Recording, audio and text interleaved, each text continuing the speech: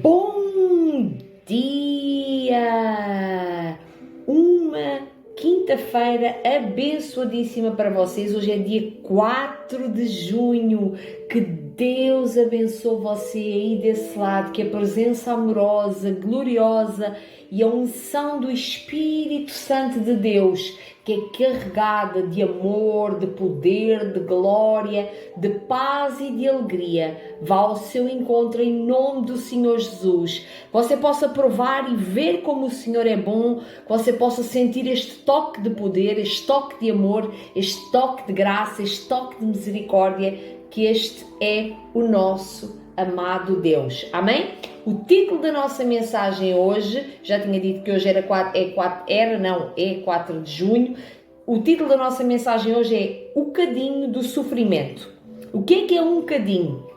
O cadinho é um recipiente que suporta água, qualquer líquido, qualquer coisa. É como se fosse um vasinho ou um vaso.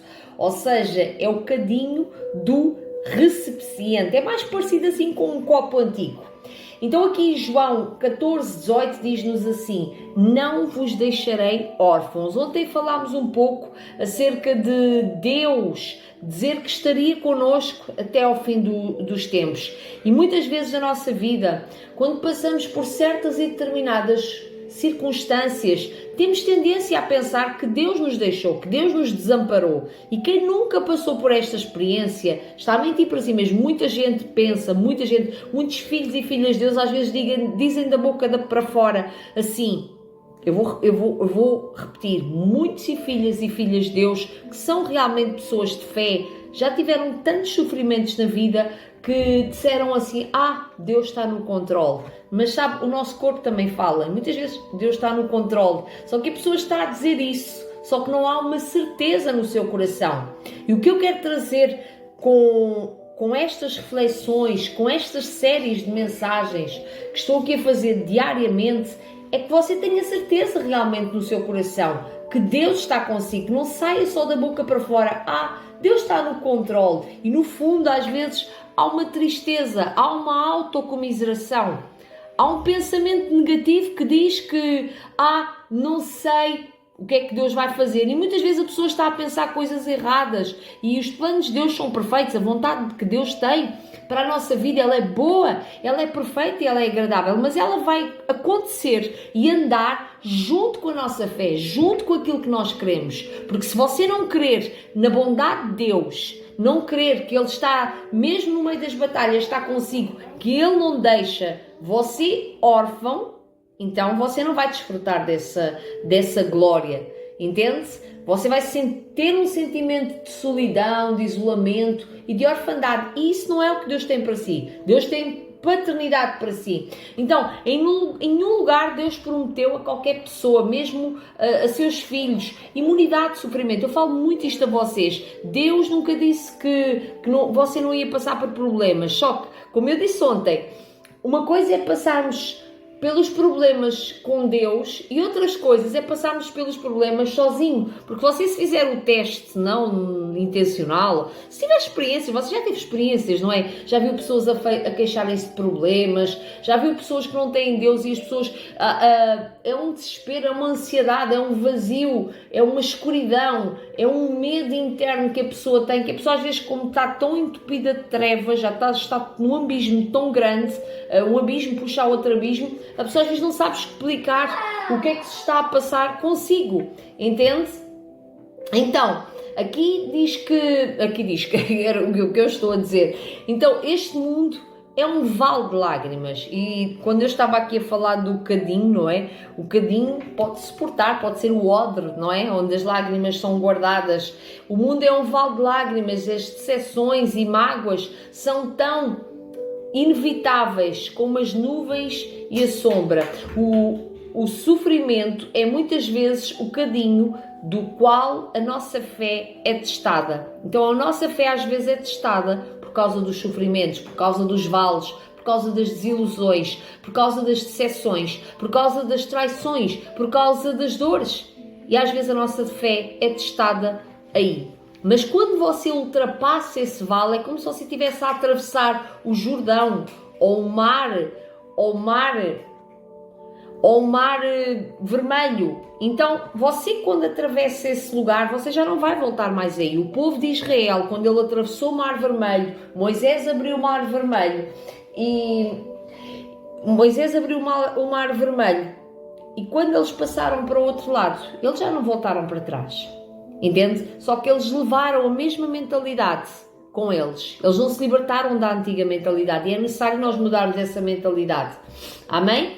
Então, como eu estava a dizer, aqueles que passam com sucesso pela fornalha da aflição são os que saem como ouro purificado pelo fogo. Então, a aflição, os problemas, às vezes vão refinar você, vão fazer você brilhar mais. Você vai ficar com mais luz no seu rosto. Você vai brilhar mais. E as Escrituras Sagradas ensinam-nos de forma equívoca que podemos triunfar sobre as privações, sobre os problemas. Você pode triunfar. Você ouve aí testemunhos de pessoas, testemunhos lindíssimos de pessoas que ultrapassaram coisas dolorosas, grandes fracassos, grandes derrotas. Todos nós já tivemos os nossos problemas que ultrapassámos. E às vezes as pessoas por uma coisinha de nada fazem um drama, uma tempestade, e a fornalha da aflição faz-nos sair de lá purificados como se fôssemos purificados pelo fogo. Nós saímos lá o fogo. O que é que o fogo faz ali no ouro? Faz o ouro ficar mais brilhante, faz o ouro ficar mais valioso, tira as impurezas. Mas há um processo de fogo e muitas vezes é necessário passarmos por esse processo para que alcancemos as promessas de Deus, porque nós temos de estar preparados para aquilo que Deus tem para nós.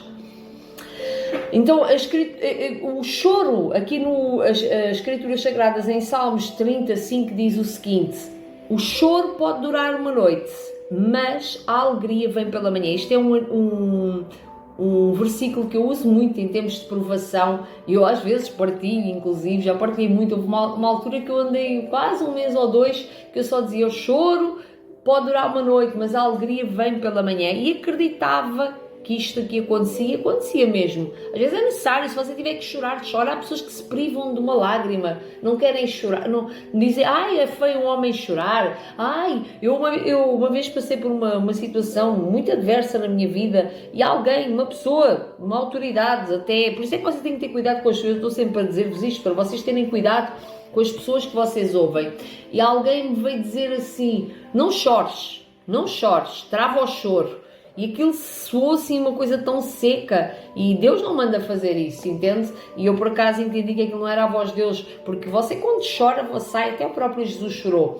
Mas, agora, a autocomiseração, há ali um tempo que você vai ter que soltar aquilo, é as suas emoções, é a libertação, a autolibertação. Agora, autopiedade, a autocomiseração não traz um conforto durável.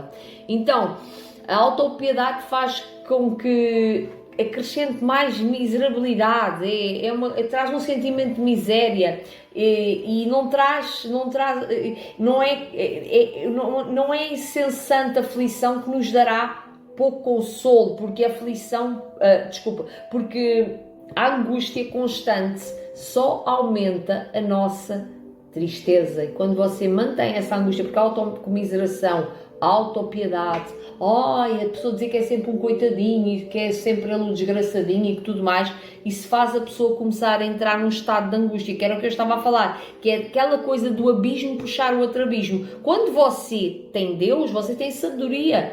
Deus dá-lhe sabedoria, Deus dá-lhe ferramentas, Deus dá consolo, que é o que já vamos falar a seguir, para terminar aqui esta mensagem de hoje. Deus vai dando consolo no meio das suas aflições, Deus vai trazendo alegria.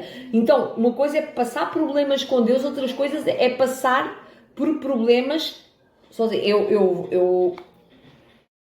Então, às vezes aqui a música está a dar e ouve-se barulhos, ouve-se gritos, ouve-se isto, ouve-se aquilo, é por causa dos anúncios que aparecem por trás. Então, o que é que acontece? Como eu estava a dizer, todas as pessoas que não têm Jesus na vida, que não têm o Espírito Santo de Deus para passar com elas os problemas, que não têm uma palavra de ânimo da parte de Deus, essas pessoas, você há de reparar que um dos abismos dessas pessoas, que essas pessoas estão num abismo tão grande, estão numas trevas tão grandes, porque a maior parte delas, você há de reparar que usam a autocomiseração, usam a autopiedade. entende? E quando a pessoa tem Deus, ela não usa isso. Ela passa os momentos e passou, sabe que vai chorar um dia, mas a alegria vai estar lá de manhã, porque é a palavra de Deus e Deus não se contradiz na sua palavra. Ele sabe que no mundo nós passamos por aflições, Ele sabe que nós não nos deu nenhum espírito de orfandade. Então nós sabemos como ultrapassar as coisas com a presença de Deus. É diferente, é muito diferente. Por isso não mergulhe nessa parte aí da autocomiseração, porque isso não leva você a lado nenhum, só leva ao sofrimento, só leva à angústia e acrescenta miséria, acredite. E sabe, quando você carrega esse sentimento, há pessoas às vezes que se sentem rejeitadas por outros porque elas próprias levam esse sentimento para os outros. E a própria pessoa, as outras pessoas sentem isso, e às vezes é tudo inconsciente, é tudo como se fosse no campo de batalha. E as pessoas não veem. E às vezes as pessoas estão a ser rejeitadas por outros e não sabem que é por causa dessa autocomiseração, porque a própria pessoa, a natureza da pessoa repulsa isso. Quem está bem repulsa isso e que consegue deprimir os outros. É como se fosse aquilo que chamam uma energia. Então, sofrimento ou angústia, que quando levamos com Deus, na presença de Deus, elas trazem um conforto, trazem um consolo, porque Deus consola, não é? Bem-aventurados os que choram, porque eles são consolados, é o que está escrito em Mateus 5. Então existe um consolo, existe um conforto quando nós estamos a sofrer na presença de Deus, porque Cristo está connosco. E Ele diz aqui em Mateus 28:20: eis que eu estou convosco todos os dias, até à consumação dos séculos. O sofrimento é suportável quando não estamos a suportá-lo sozinho. Se você suportar sozinho sem Deus, vai ser insuportável, mas com Deus você vai conseguir suportar, você vai consolar, você vai ser curado e você vai ainda curar outras pessoas. Então, ande sempre na presença de Deus. Ande sempre na presença de Deus, porque com Ele tira essa dor aguda, tira essa dor forte de si, Ele cura, amém? E agora eu quero orar pela sua vida, vamos terminar aqui com uma oração, amém?